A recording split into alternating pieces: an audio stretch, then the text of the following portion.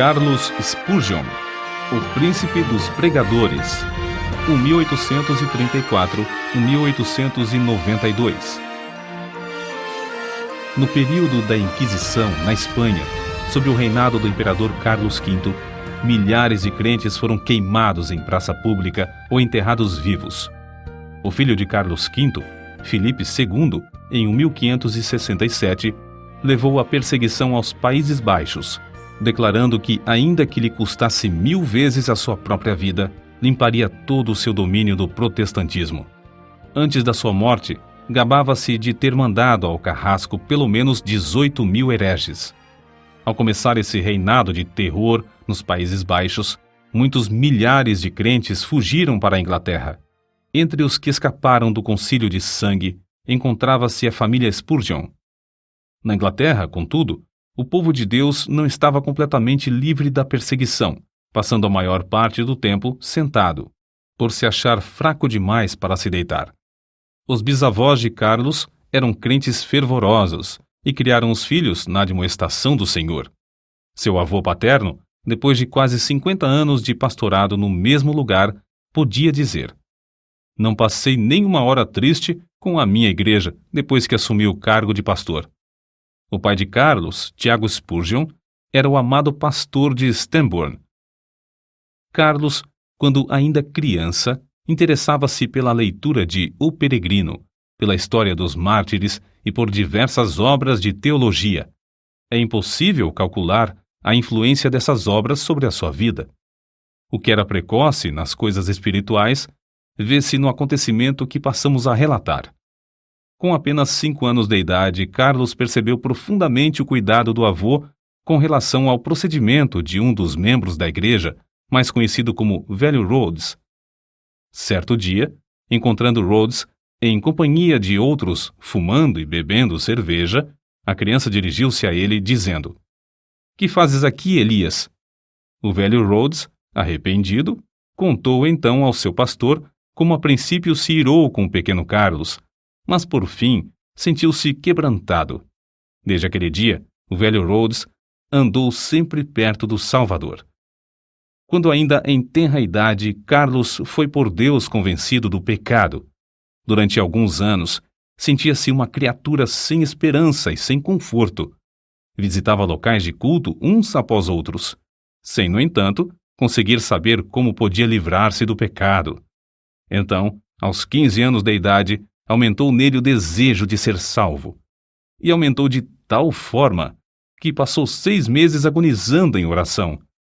Nesse tempo, assistiu a um culto numa igreja em que o pregador não pudera comparecer por causa de uma grande tempestade de neve.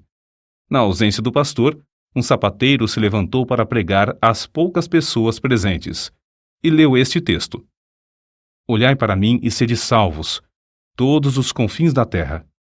Isaías, capítulo 45, versículo 22.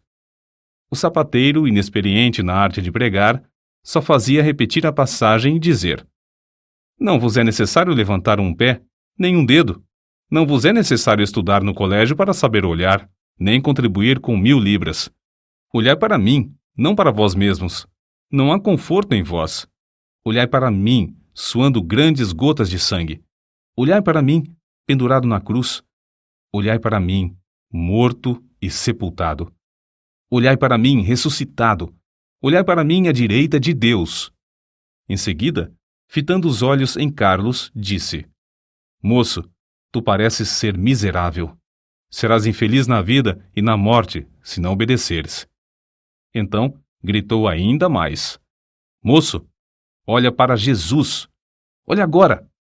O rapaz olhou e continuou a olhar até que, por fim, um gozo indizível entrou na sua alma. O recém-salvo, ao perceber as constantes investidas do maligno, foi tomado pela aspiração de fazer todo o possível para receber o poder divino e, assim, frustrar a obra do inimigo do bem. Spurgeon, por exemplo, aproveitava todas as oportunidades para distribuir folhetos. Também entregava-se de todo o coração a ensinar na escola dominical, onde alcançou, de início, o amor dos alunos, e por intermédio destes, a presença dos pais na escola. Com a idade de 16 anos, começou a pregar. Acerca desse fato, declarou: "Quantas vezes me foi concedido o privilégio de pregar na cozinha da casa de um agricultor ou num celeiro? Alguns meses depois de pregar seu primeiro sermão, foi chamado a pastorear a igreja em Waterbeach. Ao fim de 2 anos, essa igreja de 40 membros passou a ter 100. Como o jovem pregador tinha o desejo de aperfeiçoar-se, o diretor de uma escola superior, de visita à cidade na ocasião, marcou 1 hora para tratar com ele acerca desse assunto. A criada que recebeu Carlos, porém, descuidou-se e acabou não chamando o professor, que saiu sem saber o que o moço esperava.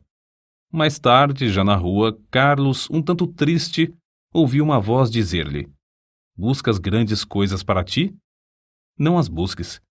Foi então, ali mesmo, que abandonou a ideia de estudar naquele colégio, convencido de que Deus o dirigia para outras coisas. Não se deve concluir, contudo, que Carlos Spurgeon tenha desistido de se educar. Depois disso, ele aproveitou todos os momentos livres para estudar. Disse que alcançou fama de ser um dos homens mais instruídos de seu tempo.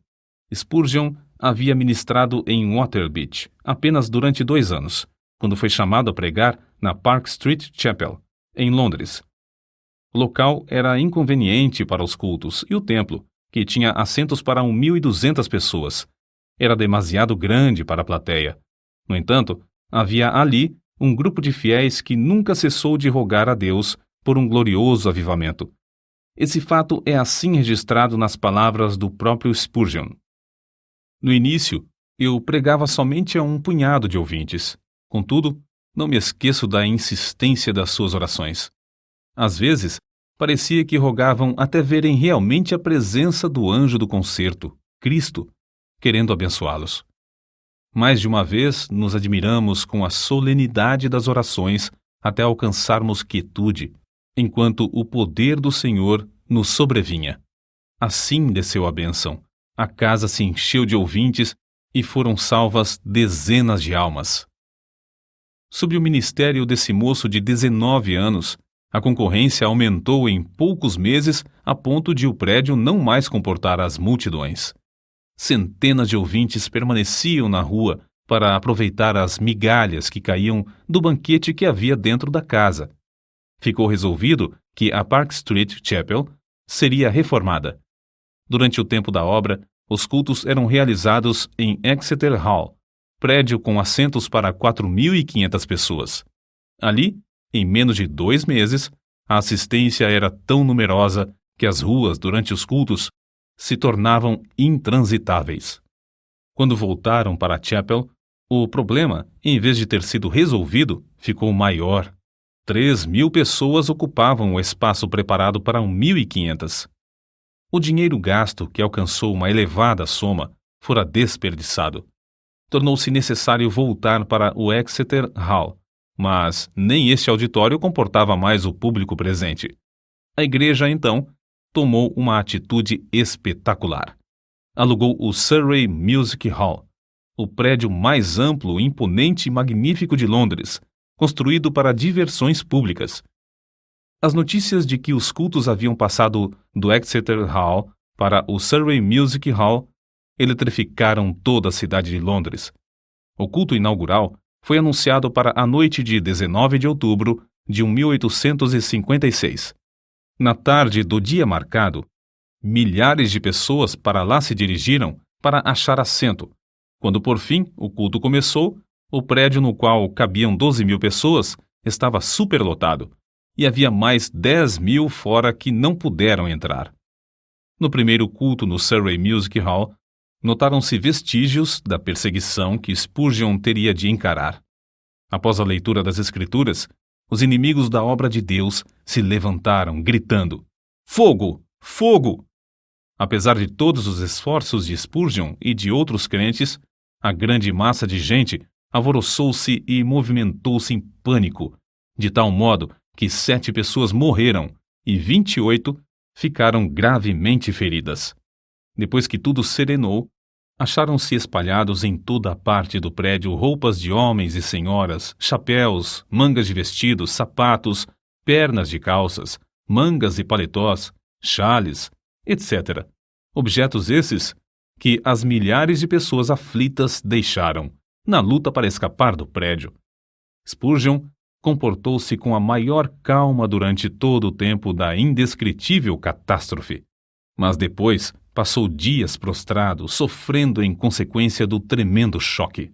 As notícias sobre as trágicas ocorrências durante o primeiro culto no Surrey Music Hall concorreram para aumentar o interesse pelos cultos, em vez de prejudicarem a obra. De um dia para outro, Spurgeon, o herói do sul de Londres, tornou-se um vulto de projeção mundial. Aceitou convites para pregar em cidades da Inglaterra, Escócia, Irlanda, Gales, Holanda e França. Pregava ao ar livre e nos maiores edifícios, em média 8 a 12 vezes por semana. Nesse tempo, quando ainda moço, revelou como conseguia entender nas Escrituras os textos difíceis, isto é, simplesmente pedia a Deus: "Ó Senhor, mostra-me o sentido deste trecho." E acrescentou: "É maravilhoso como o texto, duro como a pederneira, emite faíscas quando batido com o aço da oração." Quando mais velho, disse: "Orar acerca das Escrituras é como pisar uvas no lagar, trilhar trigo na eira ou extrair ouro do minério." Acerca da vida familiar, Susana, a esposa de Spurgeon, assim escreveu: "Fazíamos culto doméstico, quer hospedados em um rancho nas serras, quer num suntuoso quarto de hotel na cidade. E a bendita presença de Cristo, que muitos crentes dizem impossível alcançar, era para ele a atmosfera natural. Ele vivia e respirava nele. Antes de iniciar a construção do famoso templo em Londres, o Metropolitan Tabernacle, Spurgeon e alguns dos membros de sua igreja ajoelharam-se no terreno, entre as pilhas de materiais, e rogaram a Deus que não permitisse que trabalhador algum morresse ou ficasse ferido durante as obras. Deus respondeu maravilhosamente, não deixando acontecer qualquer acidente durante o tempo da construção do imponente edifício, que media 80 metros de comprimento, 28 de largura e 20 de altura. A igreja começou a edificar o tabernáculo com o alvo de liquidar todas as dívidas contraídas com a aquisição de materiais e pagar toda a mão de obra antes de findar a construção. Como de costume, pediram a Deus que os ajudasse a realizar esse desejo, e tudo foi pago antes do dia da inauguração. O Metropolitan Tabernacle foi acabado em março de 1861. Durante os 31 anos que se seguiram, uma média de 5.000 pessoas se congregava ali todos os domingos, pela manhã e à noite. De 3 em 3 meses, Spurgeon pedia aos que já haviam feito parte da assistência que se ausentassem. Eles o atendiam, mas mesmo assim, o tabernáculo era superlotado por outras pessoas das massas ainda não alcançadas pela mensagem. Durante certo período, pregou 300 vezes em 12 meses. O maior auditório do qual pregou foi no Crystal Palace, em Londres, em 7 de outubro de 1857. Havia exatamente 23.654 pessoas no auditório. Spurgeon esforçou-se tanto nessa ocasião e o cansaço foi tal que, após o sermão da noite de quarta-feira, dormiu até a manhã de sexta-feira. Todavia, não se deve julgar que era somente no púlpito que a sua alma ardia pela salvação dos perdidos. Também se ocupava grandemente no evangelismo individual. Nesse sentido, citamos aqui o que certo crente disse a respeito dele: "Tenho visto auditórios de 6.500 pessoas inteiramente levadas pelo fervor de Spurgeon, mas ao lado de uma criança moribunda que ele levava a Cristo, achei-o mais sublime do que quando dominava o interesse da multidão." Parece impossível que tal pregador tivesse tempo para escrever. Entretanto, os livros da sua autoria constituem uma biblioteca de 135 tomos. Até hoje, não há obra mais rica de joias espirituais do que A Tesouraria de Davi, 7 volumes sobre os Salmos, escritos por Spurgeon. Ele publicou tão grande número de sermões que, mesmo lendo um por dia, nem em 10 anos o leitor os poderia ler todos. Muitos foram traduzidos em várias línguas e publicados nos jornais do mundo inteiro. Ele mesmo escrevia grande parte da matéria para seu jornal, A Espada e a Colher. Título este inspirado na história da construção dos muros de Jerusalém no tempo angustioso de Neemias. Além de pregar constantemente a grandes auditórios e de escrever tantos livros, esforçou-se em vários outros ramos de atividades. Inspirado pelo exemplo de George Mueller, fundou e dirigiu o orfanato de Stockwell. Pediam a Deus e recebiam o necessário para levantar prédio após prédio e alimentar centenas de crianças desamparadas. Reconhecendo a necessidade de instruir os jovens chamados por Deus a proclamar o Evangelho e, assim, alcançar muito maior número de perdidos, fundou e dirigiu o Colégio dos Pastores. Esse trabalho foi marcado pela mesma fé em Deus demonstrada na obra de cuidar dos órfãos. Impressionado com a vasta circulação de literatura viciosa, formou uma junta de vendagem de livros evangélicos. Dezenas de vendedores foram sustentados e milhares de discursos feitos, além de muitas toneladas de escrituras e outros livros terem sido vendidos de casa em casa. Acerca de tão estupendo êxito na vida de Spurgeon, convém notar o seguinte: nenhum dos seus antepassados alcançou fama. Sua voz podia pregar às maiores multidões, mas outros pregadores sem fama gozavam também da mesma voz. O príncipe dos pregadores era, antes de tudo, o príncipe de joelhos. Como Saulo de Tarso, também entrou no reino de Deus agonizando de joelhos. No caso de Spurgeon, essa angústia durou 6 meses. Depois, assim aconteceu com Saulo. A oração fervorosa virou um hábito na sua vida. Aqueles que assistiam aos cultos no grande Metropolitan Tabernacle diziam que as orações eram a parte mais sublime dos cultos. Quando alguém perguntava a Spurgeon a explicação do poder na sua pregação, o príncipe de joelhos apontava para a loja que ficava sob o salão do Metropolitan Tabernacle e dizia: na sala que está embaixo, há 300 crentes que sabem orar. Todas as vezes que prego, eles se reúnem ali para sustentar minhas mãos, orando e suplicando ininterruptamente. Na sala que está sob os nossos pés é que se encontra a explicação do ministério dessas bênçãos. Spurgeon costumava dirigir-se aos alunos no colégio dos pastores desta forma: permanecei na presença de Deus. Se o vosso fervor esfriar, não podereis orar bem no púlpito. Pior com a família, e ainda pior nos estudos, sozinhos. Se a alma se tornar magra, os ouvintes, sem saberem como ou porquê, acharão que vossas orações públicas têm pouco sabor. Ainda sobre a oração, sua esposa deu este testemunho: ele dava muita importância à meia hora de oração que passava com Deus antes de começar o culto. Certo crente também escreveu a esse respeito: sente-se durante a sua oração pública que ele é um homem de bastante força para levar nas mãos ungidas as orações de uma multidão. Isto é a ideia mais grandiosa de sacerdote entre Deus e os homens. Convicto do grande poder da oração, Spurgeon designou o mês de fevereiro de cada ano no grande tabernáculo para realizar a convenção anual e fazer súplicas por um avivamento na obra de Deus. Nessas ocasiões, passavam dias inteiros em jejum e oração que se tornava mais e mais fervorosa. Não só sentiam a gloriosa presença do Espírito Santo nesses cultos, mas era-lhes aumentado o poder com frutos abundantes. Na sua autobiografia consta que, desde o começo do seu ministério em Londres, pessoas gravemente enfermas foram curadas em resposta às suas orações.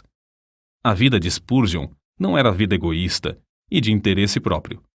Juntamente com sua esposa, fez os maiores sacrifícios para colocar livros espirituais nas mãos de um grande número de pregadores pobres, e ambos contribuíam constantemente para o sustento das viúvas e órfãos.